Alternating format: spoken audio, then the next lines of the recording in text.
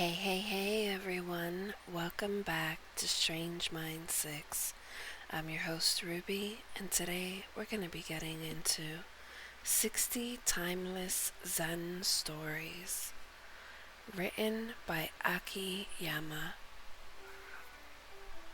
But before we begin, please hit that like button, hit that subscribe button, and grab a snack, grab a drink, or sit back and relax. And let's get to this. 60 Timeless Zen Stories, a relaxing journey towards positive thoughts and true mindfulness by Aki Yama.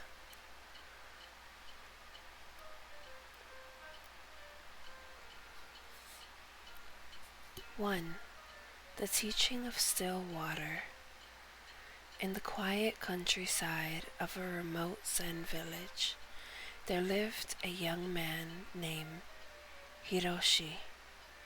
Known for his lack of discernment and wisdom, despite his good intentions, his actions were often so foolish that the villagers affectionately called him Hiroshi the Stubborn. One day, Hiroshi decided to prove to the village that he could become wise and intelligent. Hearing of a famous Zen monk living in a distant temple, Hiroshi decided to travel there to seek his wisdom. After days of walking, Hiroshi reached the temple and met the monk, an elderly man with a gentle smile. Hiroshi said, "Master, I am here to learn wisdom. I want to become wise like you." The monk, looking at Hiroshi in the eyes, asked him, "Do you truly want to learn wisdom?" "Absolutely," replied Hiroshi without hesitation. The monk nodded and led him outside the temple to a small pond nearby. Hiroshi, intrigued, followed him. The monk instructed him to sit by the pond's edge and told him to gaze at the water. "Very well, now wait," said the monk, and actually walked away. Hiroshi sat there for a while, looking at the water. Nothing special happened.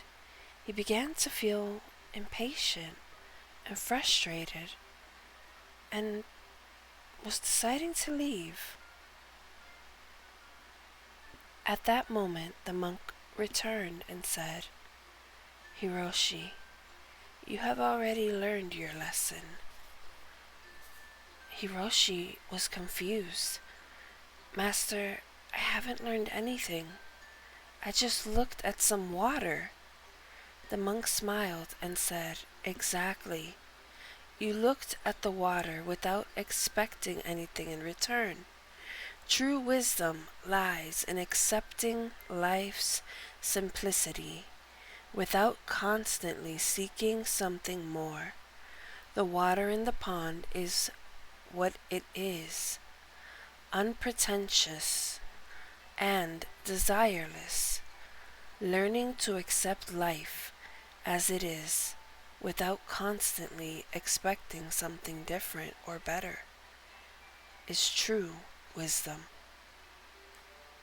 Hiroshi, moved by the monk's words, realized the profound meaning of the lesson. He returned to his hometown with a light heart and an open mind. His apparent foolishness turned into a sort of wisdom as he learned to live in the present moment without being overwhelmed by desires and expectations. The story tells us the main teaching of this story is that true wisdom lies in accepting the simplicity of life without constantly seeking something different or better. The teaching of the Zen monk emphasizes the importance of embracing simplicity and accepting one's limitations, thus learning to find wisdom in everyday life instead of seeking it in complex or distant places.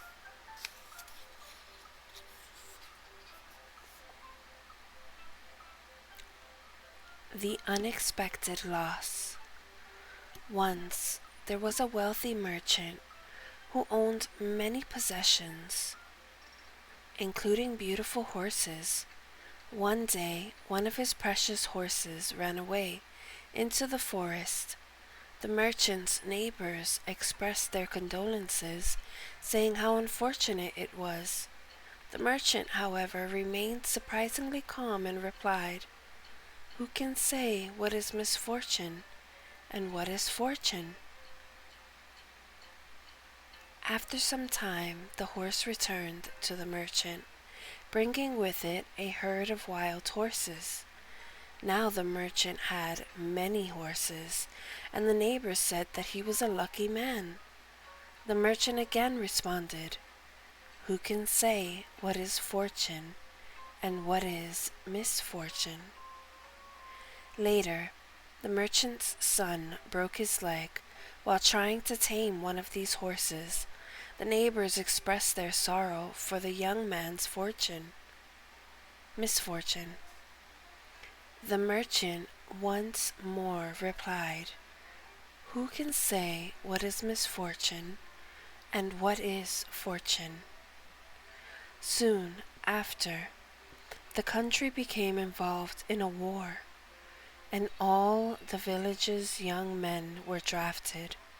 The merchant's son, due to his broken leg, was the only young man in the village not sent to war.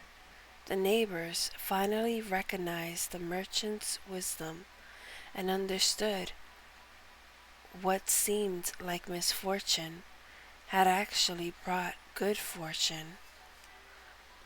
The story tells us the profound message of this story about misfortune is that it illustrates the concept of not judging situations as good or bad hastily, as appearances can be deceiving.